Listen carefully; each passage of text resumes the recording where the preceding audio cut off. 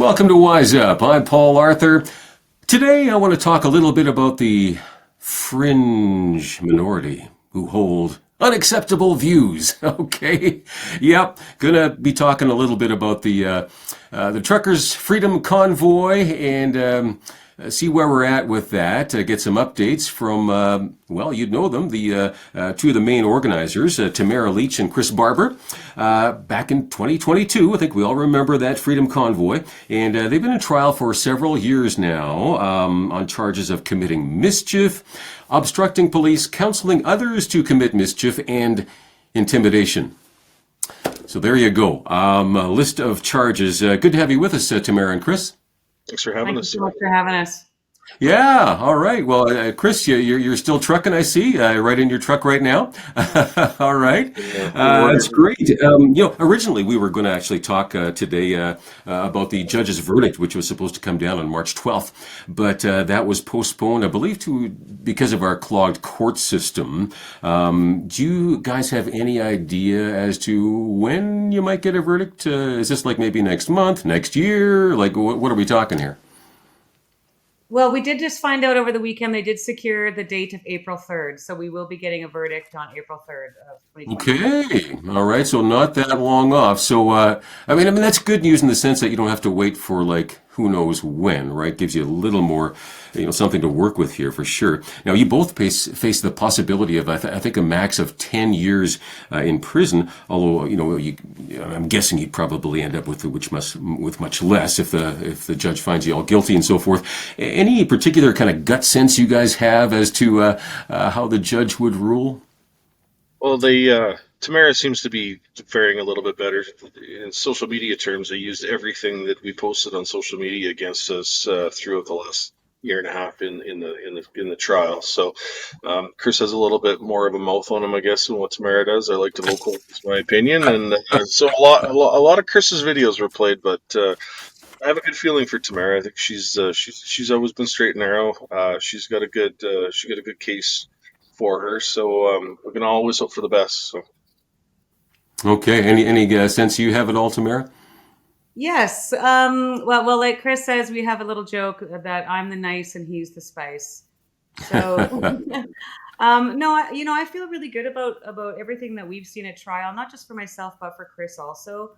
I know that there's a little bit of concern around his seventh charge for sure, and but I'm really hopeful that the judge is going to take that into context, and I think from the majority of what we saw that came forward at the trial showed both Chris and I constantly trying to tell people to be peaceful and to respect the police and Yeah.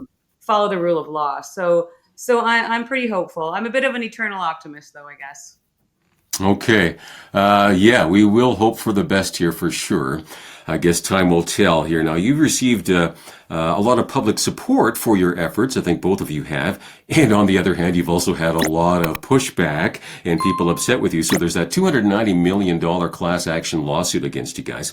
And you filed an appeal, I think, with the anti-SLAPP motion and so forth. But just recently, we hear the Ontario Court of Appeal dismissed that. So that lawsuit is going to be proceeding. Now, I believe this ties in with the noise and the disturbance, inconvenience experienced by the Ottawa neighborhoods there, right?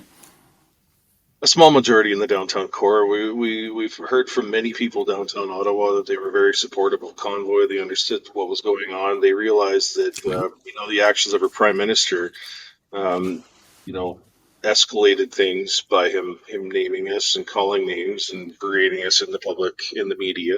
So I think a lot of people see it for what it is, and our prime minister's divisive actions towards protesters who were standing up against his mandates. Hmm. Yeah.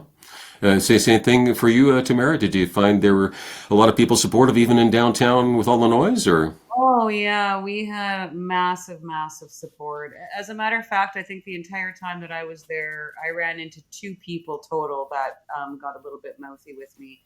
Other than that, I ran into Ontario or Ottawa residents daily that were bringing donations down. Actually, it was very telling in the crowds because people that were wearing masks in those days, we concluded very quickly that they were either Antifa or somebody that was there to agitate, or they were federal government employees. And I spoke to a lot of federal government employees that were bringing down firewood and blankets and water to the truckers every Yeah. single day. So we had a lot of support. Yeah. Okay. Well, 290 million bucks. I mean, I'm guessing you don't have something like that sitting around your backyard.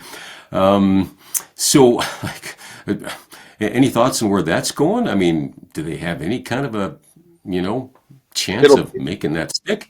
it'll basically boil down to the $5.5 million is still trapped in the escrow through the court system from the donations through the Give Send Go and the GoFundMe. It's been locked up for basically 3 years now. It was frozen shortly after it hit a bank account and remains that way now. So that kitty there will probably be the determination on what happens in the future. $290 is a lot of money. I know they're not going to go very well when it comes to getting that out of my bank account. No. And now, if they were to win that and they claimed the 5.5 million in donations, I'm thinking you'd have a lot of really, really ticked off donors. I mean, I think you were planning on actually donating that to veterans, right? Yeah, I'm, veterans. There I'm was a bunch of things we were planning on doing with it. Well, one was to give back to the people for some of their travel expenses and in going to okay. Ottawa. That was the primary purpose behind it. And because there was such an influx of donations there, Tamara, myself, and others decided that we would support the local vet communities. And we built a Yeah. relationship with a lot of good veterans across this country. So there's a lot that needs to be done there. It sucks that that money is just basically sitting there.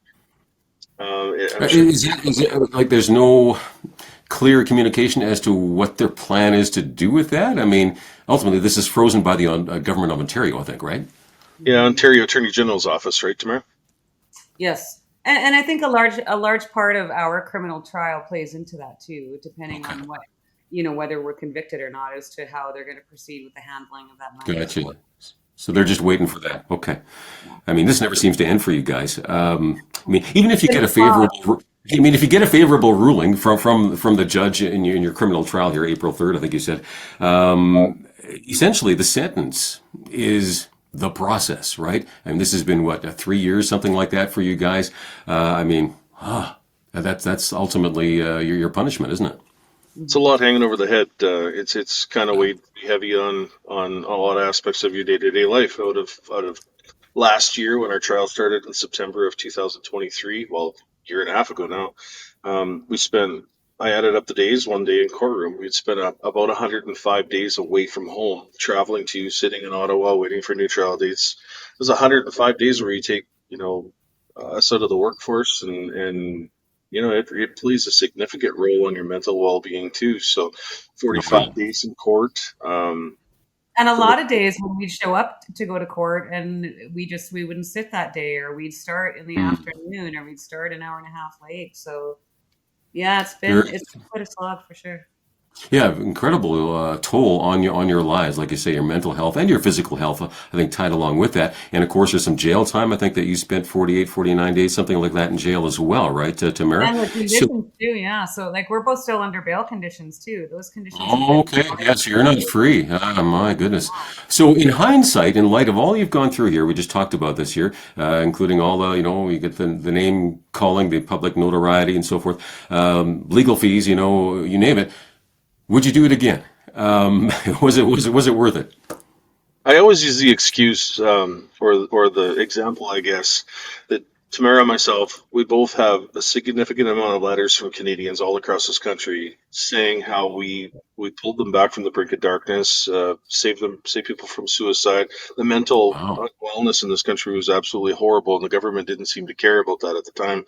So I'm answered that question all the time by saying, there's a lot of people that we saved a lot of people across this country just by standing up and giving people a voice and a light. So by all means, any life saved is definitely worth the cause. Yeah. Well, you too, Tamara. Would you do it again? Was it worth it? Oh, absolutely. The memories that were made, and I think the opportunity to see Canadians really come together in such a way that they did, for the most part, was really something that, we may never see again in our lifetime.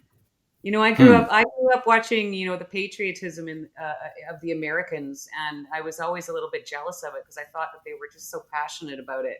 And I think that the Freedom Convoy for me was the first time I felt as a Canadian what I always imagined that they felt like. Just so full of pride and pride in each other and love for one another, and it was beautiful. Yeah, so you have this giant party here, right? You're getting international attention, again, pro and con. But and then when the Prime Minister Trudeau invokes the Emergencies Act for the very first time in Canadian history, and again, this is. I've seen the videos. It's peaceful. I mean, there's kids playing hockey in the street. What was your initial reaction to that? Oh boy, it was shocking and unbelievable, like unfathomable, really, that I that think would happen in Canada. right, Tamara. I think fitting was that we were in a room in a hotel in downtown Ottawa watching Justin Trudeau invoke the Emergencies Act, and we were sitting with Brian Peckford, the Honorable Brian Peckford, and his wife Yeah. Carol. At the same time that Brian was beside himself at the fact that the charter that he wrote or helped write was being violated by our sitting government, and I think that was the most telling part of that whole scenario. You'll never go back to that. Yeah, that's and now eventually, of course, that was overturned by the federal court justice Richard Mosley, and again, the ruling was, hey, this violated the Charter of Rights and Freedoms, right? And so, since then, lots of bank accounts frozen, and I mean, wow, and out of that, so we have this ruling from Justice Mosley, but the federal government has appealed that, correct? And I don't know. I don't think it's actually come to trial yet. But the fascinating thing is on that one that I understand 10 out of the 15 judges on that appeal court were appointed by Trudeau. Wow. Would they be recusing themselves? They probably should, in my opinion. But I thought that was They through did the trial have the courts. hearings. They what's did that? have the hearings. Sorry, I missed that. I'm Did sorry, they did have the hearings for the appeal. They They were did. heard the first week of February, so they're just waiting for a decision on that now. Oh, okay, right. So yeah, no decision is what I'm saying. Yeah, that's what I mean. Sorry, but so we don't know yet. Yeah, I mean, and again, it just makes you do a head tilt, right? Going like, okay. So concerns about the future. I thought I'd ask you guys about that. I mean, I think it's not if, just I think it's whenever the next pandemic or whatever you want to call it, some sort of emergency that comes up, quote unquote, will our governments once again use fear tactics of some sort and declare an emergency and limit our freedoms? I mean, my guess is that's entirely possible. Any thoughts you have on that? I'm just looking at the media right now throughout the Trump tariffs and what they're doing to Canadians now. I mean, they're fear mongering people into a false sense that's going. It's sickening when I look at the news right now and see just how much anti Donald Trump's rhetoric is on our own mainstream media. Meanwhile, China's implementing tariffs of their own right now, and Canada's implementing counter tariffs on that. So it's black and white to certain people, and I wish they could just see things in color for a change. Right. Your thoughts, Tamara? I mean, are we going to see something like that come up again? Like I say, we've already got a bit of an emergency now, sort of. At least people are perceiving it that way. And so there's fear. And again, we tend to turn to big government to rescue us and bail us out, spend our own tax money to give us subsidies and so forth to get us through. Yeah, well, I mean, I think that's all by design, and that's why that happens. And to just echo what Chris just said, if you're watching right now, I mean, watching what's been happening on social media, listening to the ads on the radio and TV, I found very striking similarities between what's happening right now and what we heard during the pandemic, as far as the fear mongering goes and the division goes, and it seems to me, looking back, I mean, you have to remember we're looking at a government, in particular, this current government, that has ran platforms based on anger and division. The 2021 election, the pandemic election, you had your prime minister really out there saying that people like me couldn't fly or get on a train or Yeah. kiss our dying mothers. So they definitely will do the same playbook again because it works for them every time. So the next election, after watching what's just been happening with the Liberal leadership race, is very concerning to me that we have an unelected everyday Canadian citizen that is now, voted in with, I don't even think 150,000 votes of Canadians, and he's now our prime minister. So we have a lot of work to do. It's time for Canadians to get involved and, to learn a little bit more about our Constitution. We've got changes that need to be made that to just help for our future, to save our future. For sure. And if we do get some sort of a health issue come up again, and I mean, it sounds like Mark Carney, should he win, become our next prime minister, he sounds like he would be open to using emergency measures as well. He's a globalist and elitist. He admits that, and he says that's a good thing. So if they had, again, more lockdowns like we saw before, how would we respond? Would you do anything differently? Again, there would likely be, I think, something like that. Again, maybe it's a truckers' convoy, maybe it's something a little bit differently. But big picture, there would be protests on this, I'm sure. Would you handle things anything differently? Would you have any advice for whoever would lead that next, protest to do things differently at all? I think Canadians' eyes are open now. At least I think people can look back at the arrows in the grocery stores and the masks, at the restaurant doors instead of the tables, and hopefully see things for what they were and how the government kind of played society there, or pitted people against each other. And I think because of the Freedom Convoy, I think that was the starting point for waking people up to a lot of that. I hope Canadians wouldn't be that asleep this time around, and I hope people would be quicker to stand. I think there's definitely a lot more people that are ready this time. Okay. And Tamara, anything? I mean, again, I think you would have protests, and that's. I mean, I hope you would. But would it? Should it be handled any differently at all to avoid, I guess, going through the stuff that you're going through, or would that be simply inevitable? Somebody's going to go through the whole ringer again, just to discourage people from rising up? Well, I think we did open a lot of eyes, and I don't think the majority of Canadians would stand for lockdowns and mandates like that again. Now, I mean, that said, what we really saw a lot of during the pandemic, and sometimes I joke and call it the pandemic of the Karens, because we saw a lot of people, lethal at the thought that they could phone and report on their neighbors on the snitch lines, and or that they could go on social media and try and shame someone who wasn't wearing a mask in a store and stuff like that. So it really brought out those type of dynamics, and so I do think that there would still be a portion of the population that would follow along and abide by it, but I believe the majority would just put their foot down and say no. Well, I hope you're right. Yeah, the whole idea of snitching on one another, man. Yeah, it just really disturbed me. It really did. So I hope. Go ahead, Chris.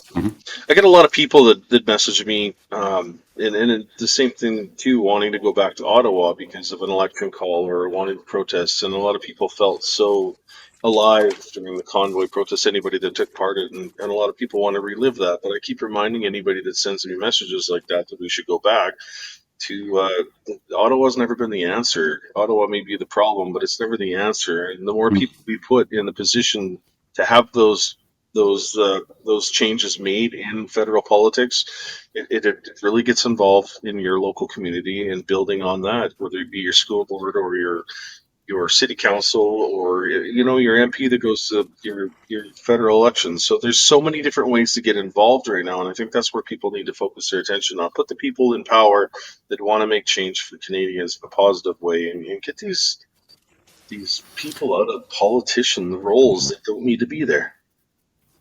Boy, I'm really glad you mentioned that, Chris. I think, well, I like what you're saying, that.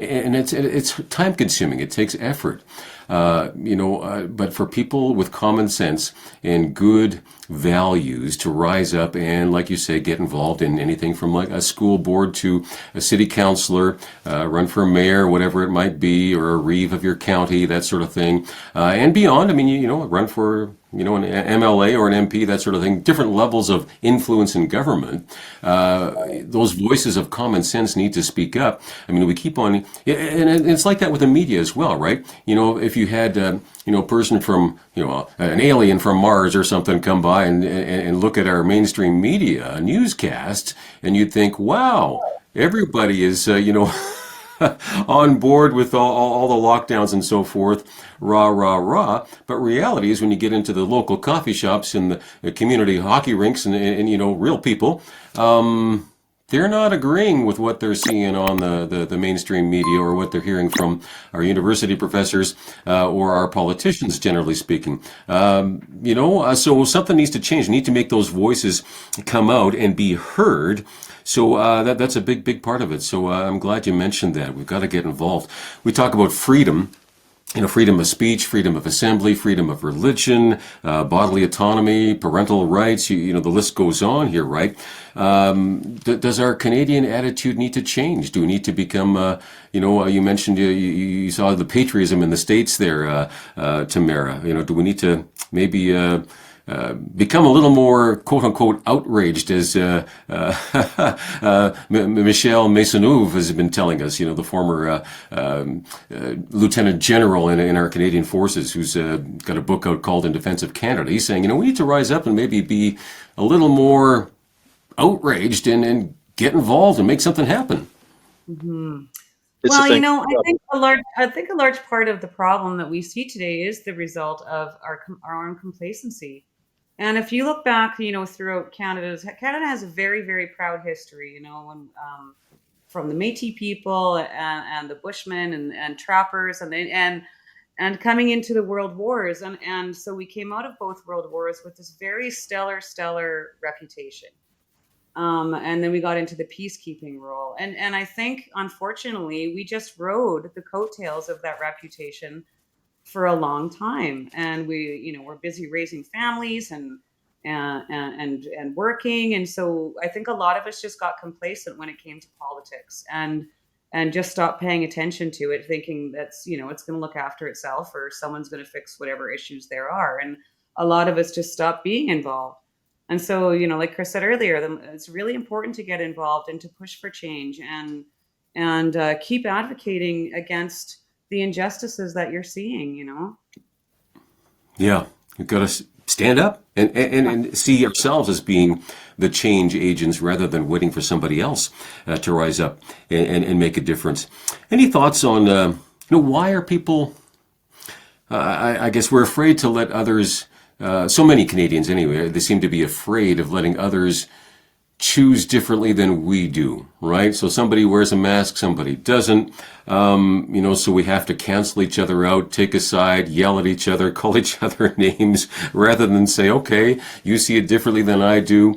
I'm going to let you make your choice, let me make my choice, and we're not going to force somebody to go against their own conscience. And we're okay with that. Since when did that become un-Canadian to, let somebody else make their own choices? I think so many Canadians have just been brainwashed over the last number of years, via the government propaganda, the media propaganda.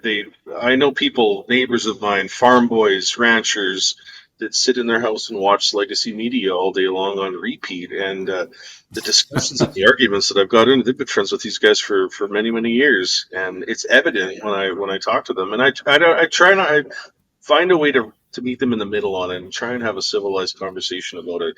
And some of them are just so far heavily indoctrinated that they're not going to see it any other way. We've become an entitled generation, I think, Well, I wonder if it starts, to a certain degree in our school systems. I don't know, any thoughts on that, Tamara? I mean, are we teaching our kids what to think rather than how to think? And, ask questions. It's okay. You don't have to agree with everything. Ask the tough questions, right? Yes. Well, it should be encouraged, and it really isn't. And well, I just had a great point here. We're not encouraging our children to think critically and think for themselves. But you have to remember too that we actually had a prime minister that questioned whether people that didn't believe the same as him should be tolerated. So we get these people into positions of authority and power, like Justin Trudeau, that claim to rail against bullies, but they're the biggest bullies of them all. They preach against being intolerant or being more tolerant, but they're the most intolerant. So, you know, there was a lot of propaganda that came out in the news. Our military saw the pandemic as a great opportunity to test psychological operations on Canadian citizens. And there was a lot of that stuff that was going on, and it was encouraged. It was encouraged. You remember what the media was saying and the things we were reading in the papers, and, you know, gas the unvaccinated, and, you know, that type of behavior was encouraged. And so I think that's part of the reason that we're in the pickle that we're in now. Yeah, I mean, if we are going to preach tolerance, then by definition, well, tolerance is not necessary. It's not needed if you all agree. But if you think differently and make different choices, that's when you need tolerance and you extend some grace to one another. You know, be kind, be respectful. Lord help us. All right, any quick final thoughts, guys? What is it going to take to make Canada great again? Well, I think if there's an election call here, which it sounds like we're getting close to that, I think it's important to get people involved in the voting process. I think that is one of the biggest things we're missing. You know, a lot of people don't take part in the voting process, but still want to complain. So getting Canadians off the couch, away from the TV, and go make a choice at the ballot box, no matter what that choice may be. I think this is going to be one of the more crucial elections we have to deal with. Yeah, I'm with you. We've got to make this count. So, Tamara, any quick thoughts? Yeah, definitely. I think everyone needs to get involved in the whole process. But I also think we also just need to be more kind to each other and try to keep an open mind and find common ground. And I think that's one of the reasons where we veered off, is where we used to live in a society where, you know, we celebrated our differences and tried to find common ground with each other, and that's switched now. So, Yeah, you know, if we can get there soon, that would be very, very helpful. Got to leave it there because of time. Thank you so much, Tamara Lich and Chris Barber. Good luck with the verdict coming up here. All right, thanks for watching WizeUp.ca. Encourage you to hit subscribe as well.